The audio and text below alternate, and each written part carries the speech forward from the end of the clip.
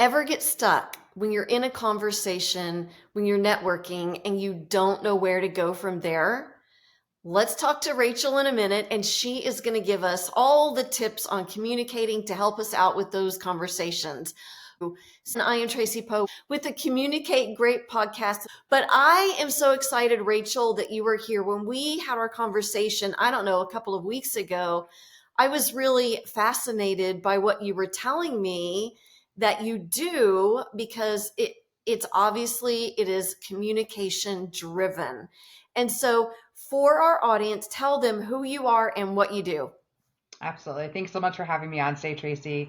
Really excited to be here today and share with the audience. I'm a networking coach and I really help people, I like to say, take the icky out of networking and turn it into sticky relationships.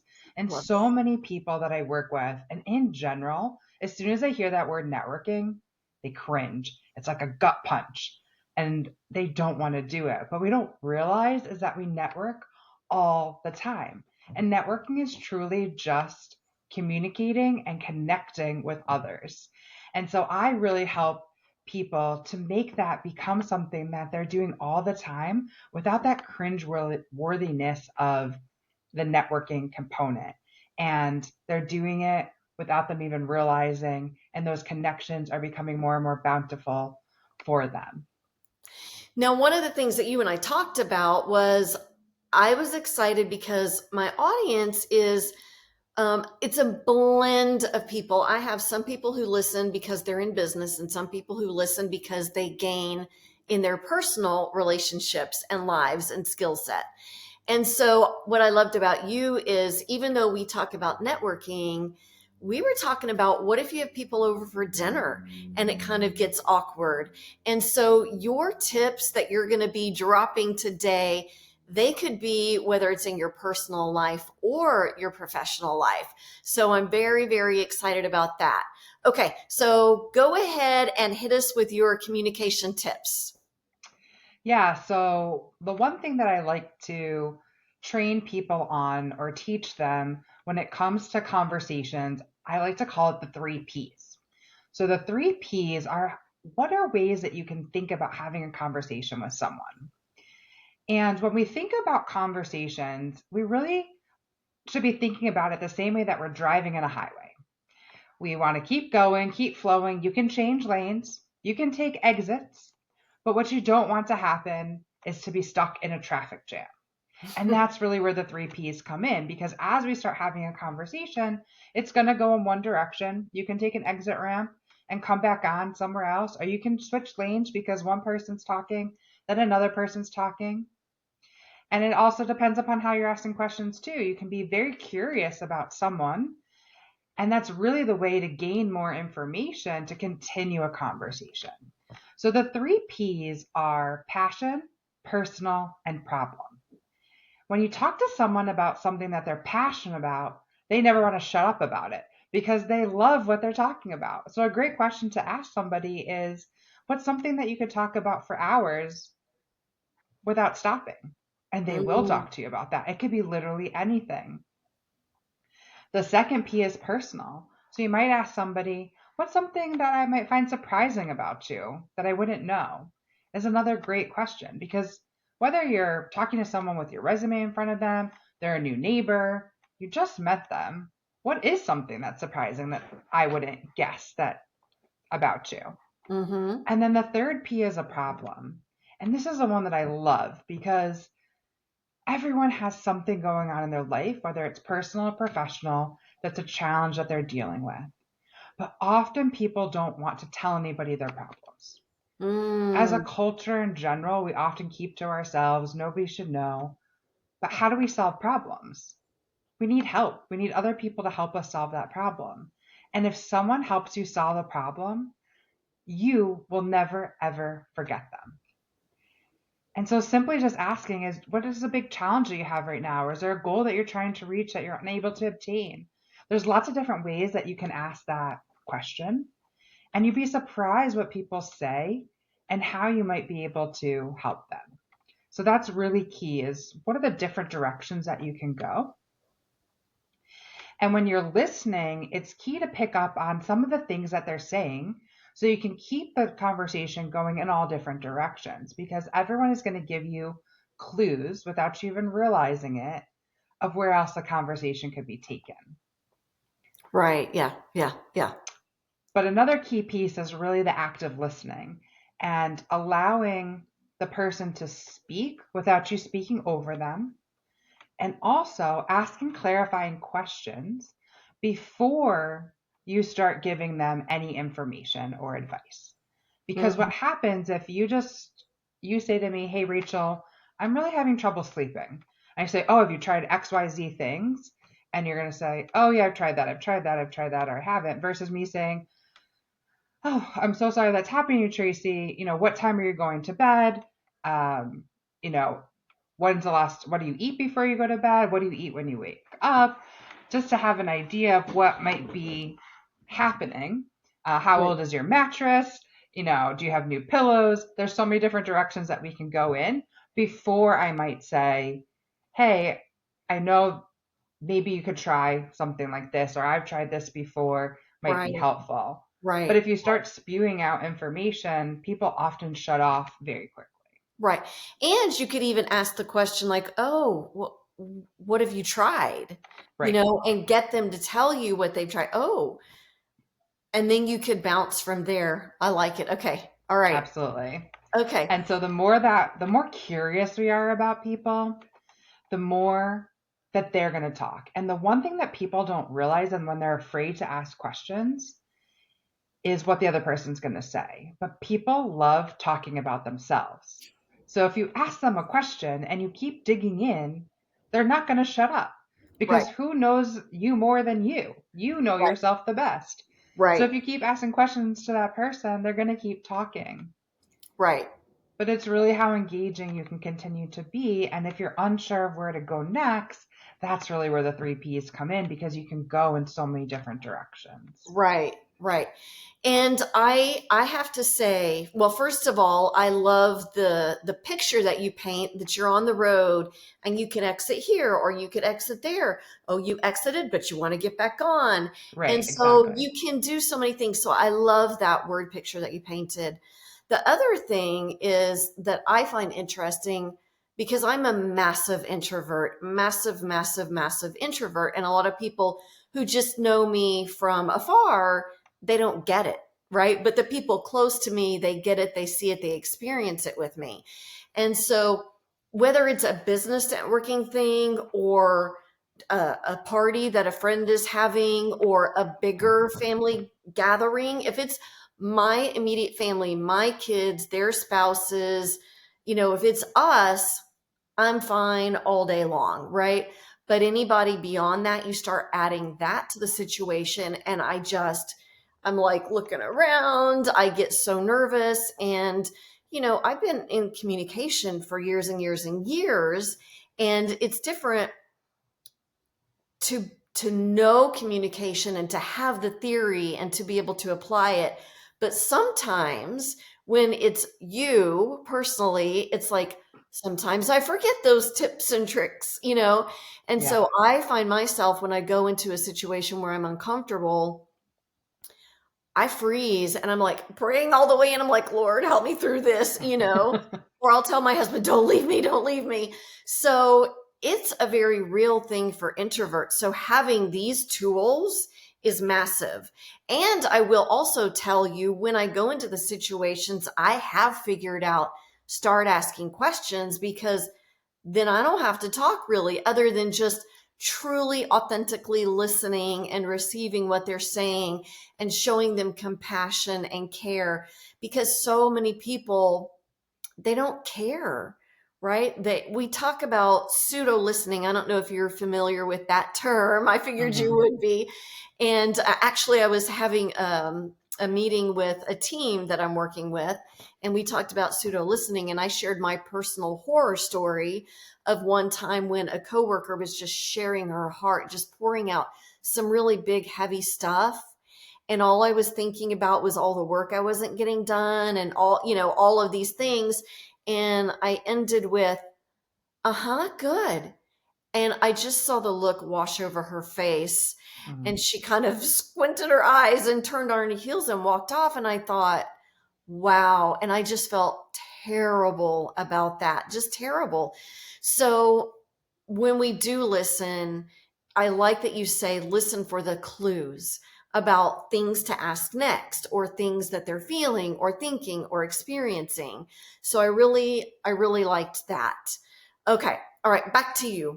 What else do you have for us? Yeah. Well, another good tip too is to repeat back what the person said to make sure that you're clarifying first that you fully understand what that is. So, in the situation that you just mentioned with the coworker, instead of automatically responding, you could have repeated back some of the things that you heard, even if you were pseudo listening, because you still got pieces of that. And then the conversation could carry on, or you could say to her, I know that there's a lot happening right now. It's not really a good time for me to speak about this in the moment, but I'd be more than happy to make time for you and whatever time that Right. is, because sometimes people want to talk and we don't have the moment to do that.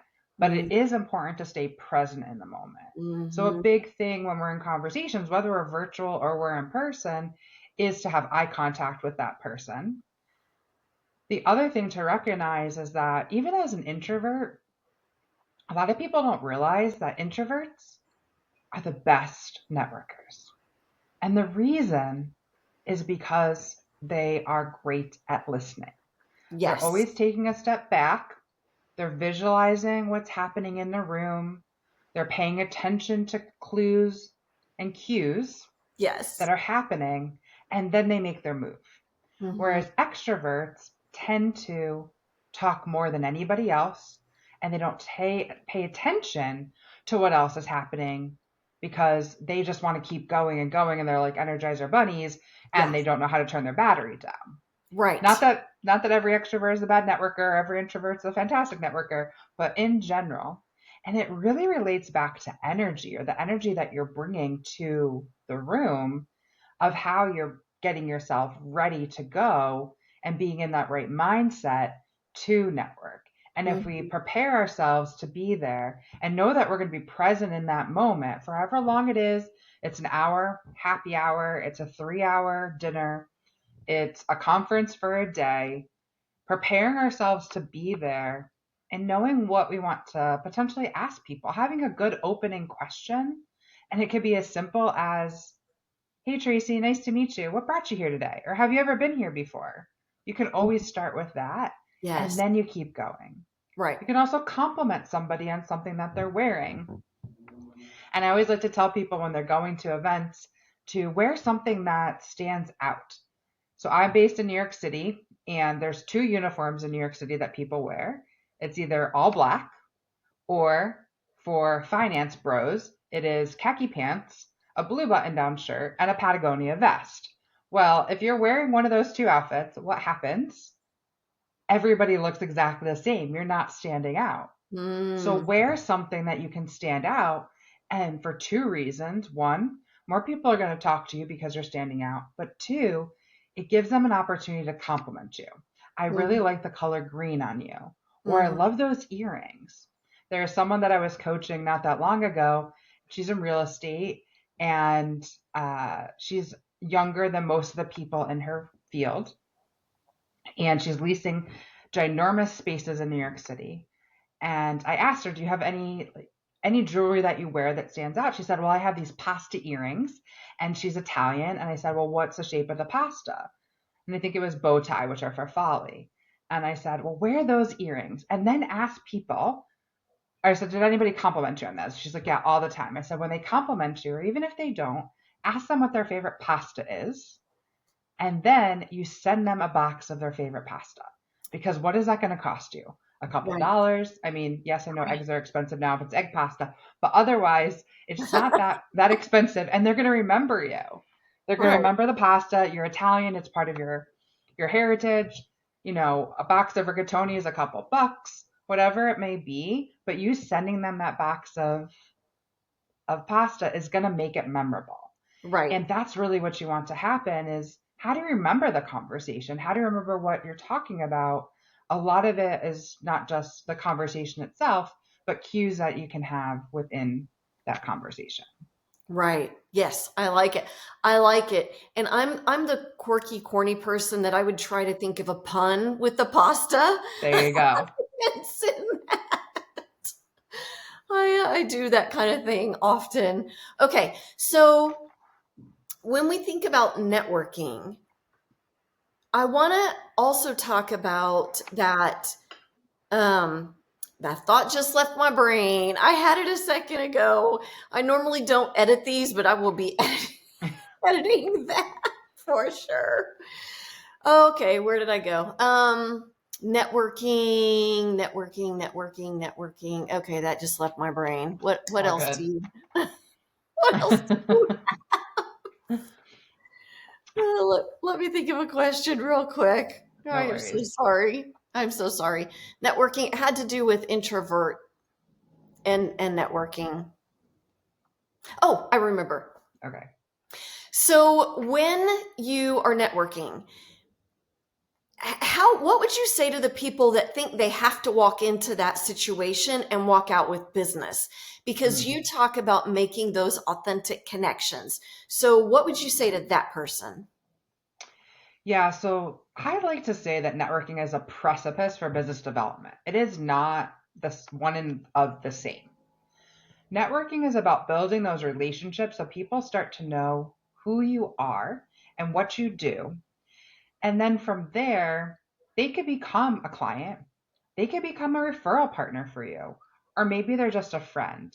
But if you don't show up as your genuine, authentic self, people aren't going to want to do any sort of business with you. And so Right. when you go in like a used cars salesman and trying to sell yourself to every person that you're talking to, what's going to happen? Nobody's going to want That's right. That's going to shut it down. Mm-hmm. immediately. Mm-hmm. So it's really about the opportunity to meet and understand other people.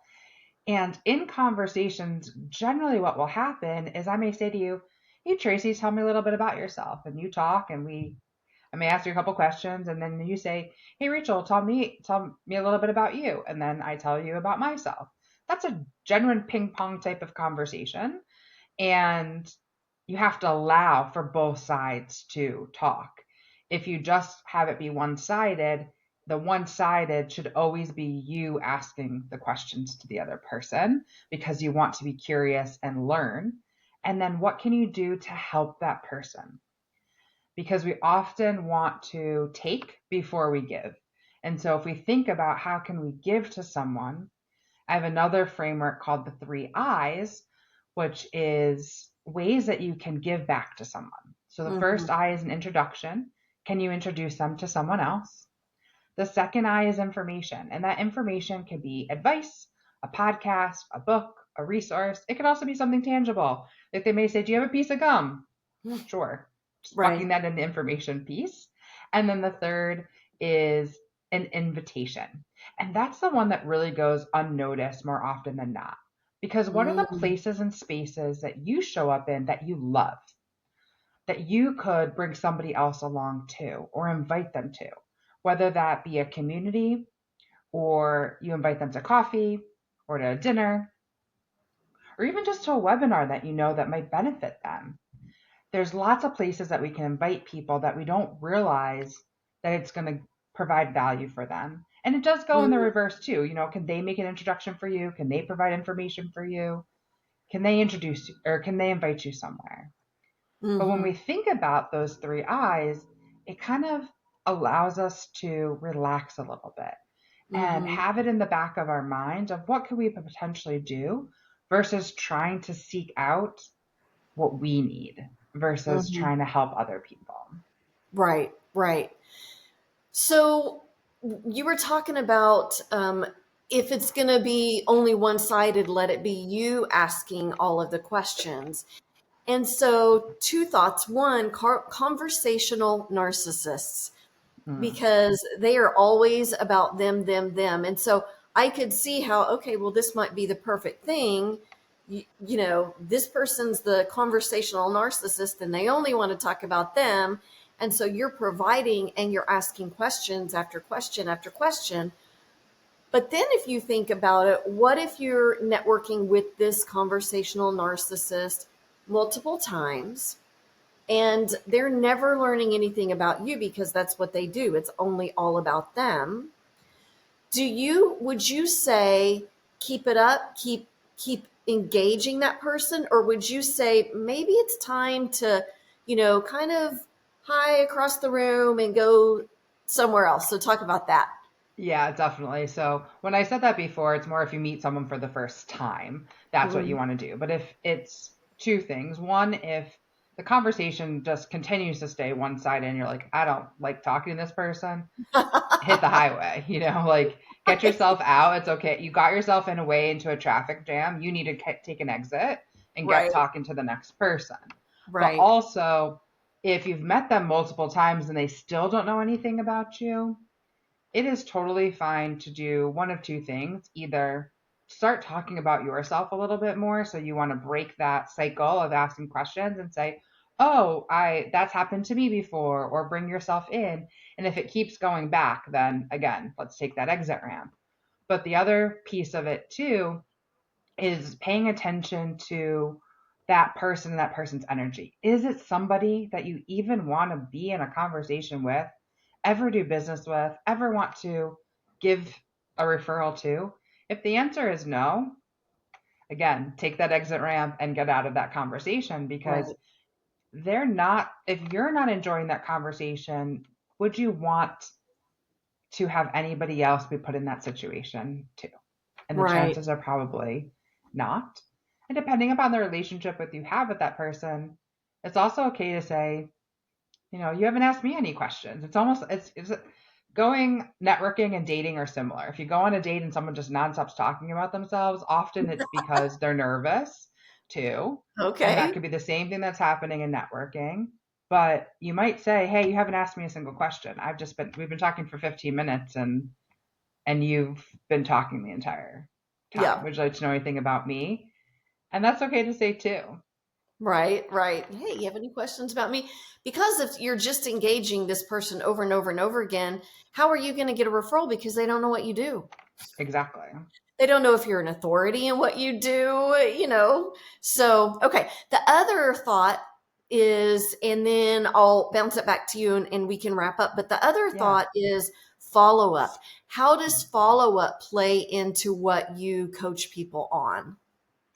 Follow up is key in networking, and that's where people really drop the ball is in the follow up. And what I like to coach people on is a few different things. One is it's okay to take notes in the conversation, especially if it's virtual, it's easier to take notes, whether you have an AI tool or you're doing it yourself.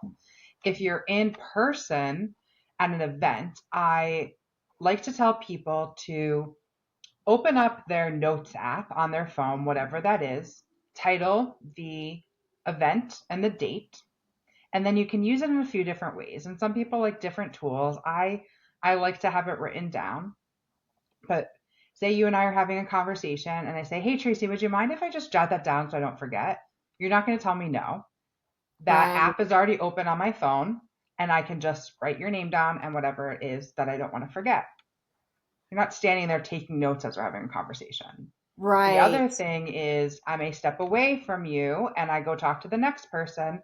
What do most people do? They pull out their phone anyway. You Mm, write down the note that you want to remember.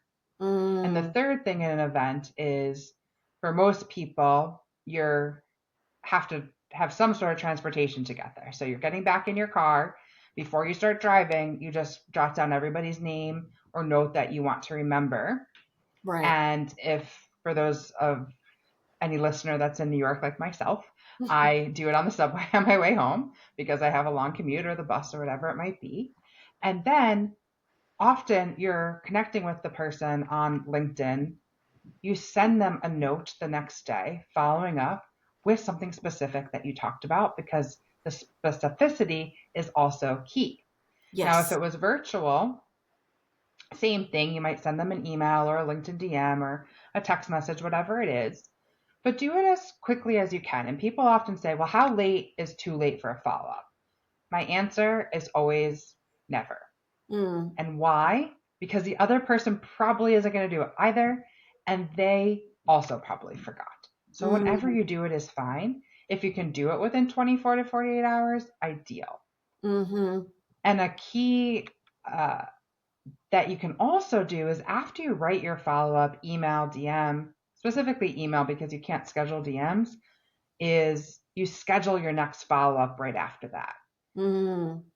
And you do that as a scheduled email because what happens if the person responds back? It's totally fine. You just edit your response, but your response for your follow up is not going to be that much different if you write it a week from now or 2 weeks from now or a month from now than if you're going to write it now. Right. Right. And so you're already getting yourself ahead of the game with the follow up. Right. Right. And one of the things that I try to do, and I don't do it 100% of the time, but if I have 30 seconds, a minute, whatever, and it's a virtual thing, I will immediately go, whether it was we connected on Facebook or LinkedIn or Alignable or wherever, I will immediately go and say, hey, just wanted to say thanks for your time. And that's it. And that took 10 seconds to type, right? Yes. But it's just immediately saying, hey, I appreciate you. And who doesn't feel good about being appreciated, you know? Yeah, 100%. And I am a huge believer, like, I like things I like when people use templates and I help people create templates, but they should still be personalized templates. So you don't just automate it. It drives me up a wall when people send automated thank yous via Calendly or any other tool immediately after a meeting because Yes. it is not genuine. It It's is not not personal. authentic. Mhm. It is not personal. And it drives me nuts. And I get that you might forget, but if you have a template, I would much rather you have a template. You change a couple things in that template so it's Yes. personalized to me versus you sending that out. I once met with somebody who was a patent lawyer, I believe, and in their automated response back to me, this is a networking conversation, asking me for a Google review of their work. I was in complete Wow. shock Wow. Wow. because we were just having a networking conversation. I don't even know the type of work that you do. I didn't even need a patent attorney, just somebody connected me to them, thought it'd be a good connection. I'm Mhm. always open to talk to all different people. But Mhm. please, please don't ask somebody for a review after one networking conversation. That is Right. a review, a testimonial. That is not okay. Right. Right. Wow. Yeah. Yeah. Wow. Okay. Okay. All right. Well, before we close out, what else do you have for us? What else do you want to share? I think we crossed the gamut on a lot of different things. So it was a great conversation. I appreciate it. I loved having you here. Okay, we are going to put Rachel's information in the description. So I would love for you to go check her out. Rachel, what socials are you on? Primarily on LinkedIn is the best way to connect with me, and Okay. I do a free monthly webinar on networking. So I believe you have that link as well. It's the same link. The date just changes every month. So anyone that's interested in learning more and being more specific around networking and how to be more intentional with it, feel free to come and sign up for that webinar. It's open to everyone. Perfect. All right. Rachel, thank you so, so much for making time to be here and giving all of your really valuable tips on people networking. And again, whether for business or in their personal lives, because even sitting around a dinner table, it's the same thing that you can apply. Ask people questions, lean into them, be curious about their lives, and it's amazing what that can do, not only for your relationship, but honestly, you get that blessing of blessing someone else by just sitting and listening to them. So, Rachel, thank you so much. And everybody, we will see you next time. Bye. Thank you.